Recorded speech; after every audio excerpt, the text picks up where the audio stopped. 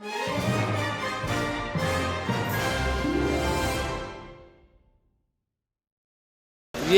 حجی نہیں ہے، یا مرغی کھانے کے بچے ہیں. 4.5 لاکھ روپیہ دیا ہے تو کیسے دیا ہے؟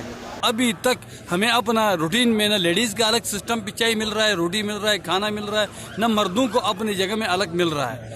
اس وجہ سے ہمیں بہت سخت تکلیف میں ہم ہیں. کھانا تو ابھی تک مل ہی نہیں رہا. ہم پیر دھوپ میں نماز بھی پڑھ رہے ہیں. لوگ بیچارے ذلیل و خوار ہو رہے ہیں، پریشان ہیں صبح سے. نہ کسی کو گدا ملا پراپر، نہ کسی کو جناب کو رہائش کی جگہ، اور بہت انہوں نے خراب کیا، پریشان کیا ہے.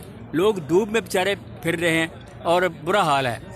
ریاست مدینہ کے دعوے دار عمران خان حکومت، یہ تمہاری نااہلی ہے. یہ تم جو دعوے کر رہے ہو، یہ تم نے حاجیوں کو نہیں بخشا. اس کمیشنی کی حکومت میں یہ ہمارے حاجیوں کا حال ہے. یہ راہ سے آئے ہوئے ہیں، اور یہ جو ہے نا ادھر نہ ان کی سونے کی جگہ ہے، نہ ان کی بیٹھنے کی جگہ ہے. آپ میں سے وہ تمام خوش قسمت لوگ جنہوں نے حج کیا ہے، اللہ ان کے حج قبول کروائے. آپ کو یہ تو علم ہوگا کہ اس مرتبہ آپ نے پاکستان کی تاریخ کا سب سے مہنگا حج کیا ہے. اور جب حج کی قیمت میں اور حج کی پیمنٹس کے اندر اضافہ کیا گیا تھا، کمر توڑ اضافہ کیا گیا تھا، تو ہم نے بتایا تھا کہ کچھ تو خیال کریں.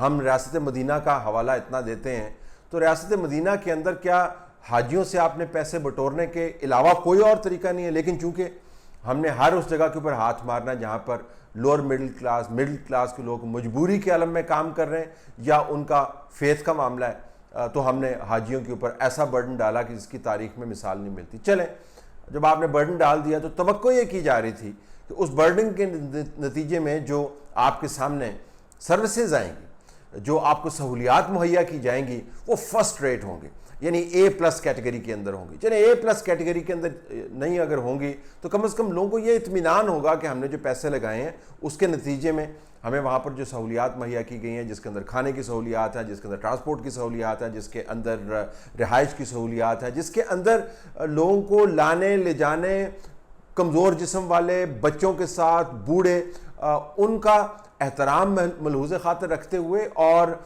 ان کی ضروریات کے پیش نظر کوئی اسپیشل اقدامات کیے گئے ہوں گے. اس مرتبہ جتنی کمپلینٹس حاجیوں کی آئی ہیں، اس سے زیادہ کمپلینٹس میرے خیال میں کسی جگہ پر نہیں آئی. اور حیرانی کی بات ہے، جو پرائم منسٹر کا پورٹل ہے، جو کمپلینٹس کا پورٹل ہے، اس کے اوپر حاجیوں کی کمپلینٹس کا نہ ہونے کے برابر ذکر ہے. اصل کمپلینٹس آپ کو سوشل میڈیا کے اوپر رہی ہیں. بے یار و مددگار بیٹھے ہوئے ہیں، ٹرانسپورٹ نہیں آ رہی ہے، خیمے نہیں ہیں، رہائش ٹھیک نہیں ہے، کھانے کے اندر جو ہے وہ باسی روٹیاں دی جا رہی ہیں، اور اس کے بعد اجتماعی بددعائیں دے رہے ہیں لوگ. حاجی احرام کے اندر ہو کر اجتماعی بددعائیں دے رہے ہیں، اور ان کو کوئی خوف نہیں ہے کہ ان کا چہرہ نظر آ رہا ہے نہیں آ رہا، کیونکہ دل ان کے جلے ہوئے، پیسے انہوں نے دیے ہوئے ہیں. اب ہم یہ سمجھنے سے قاصر ہیں کہ اس کا احتساب کون کرے گا.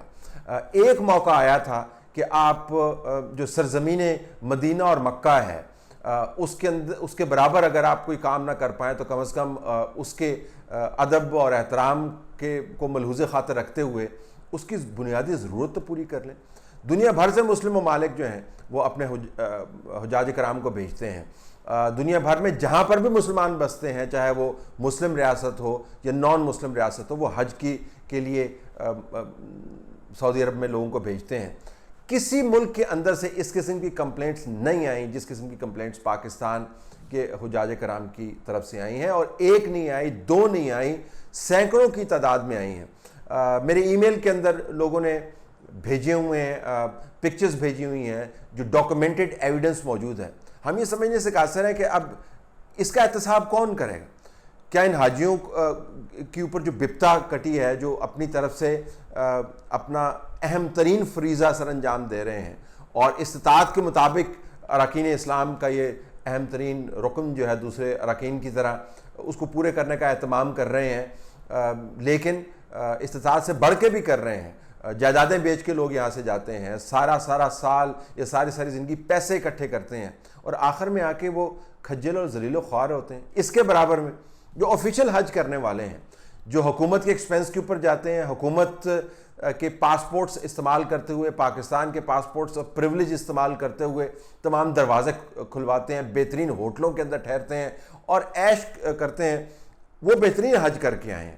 لیکن جو عام آدمی حج کرنے کے لیے گیا اس کو اس کی زندگی کا جو بہترین تجربہ ہونا چاہیے تھا روحانی طور پر، وہ لاجسٹکلی اور ارینجمنٹس کے زاویے سے بدترین تجربہ جو ہے وہ سامنے آیا۔ تبھی لوگوں نے بد دعائیں دی ہیں، لوگوں نے گالم گلوچ کی ہے، احرام کے اندر لوگ موجود ہیں، حالت وضو کے اندر موجود ہیں اور دنیاوی باتوں کے اندر الجھے ہوئے ہیں۔ وہ کہتے ہیں جی ہمارے پاس کوئی بندہ یہاں پر ہمیں کوئی ٹیکل کرنے والا نہیں ہے۔ جو کمیشن کھائے گئے ہیں اس کی ایک علیحدہ سٹوری ہے، اس پر کوئی احتساب نہیں ہوگا، یہ بھی میں آپ کو بتا دوں، کیونکہ اگر آپ نے مالشاہ اور پالشاہ بن جانا ہے تو پھر آپ جو کچھ مرضی کریں لوگوں کے ساتھ، آپ کا کوئی احتساب نہیں ہوگا جب احتساب کی بنیاد بنتی بھی ہے۔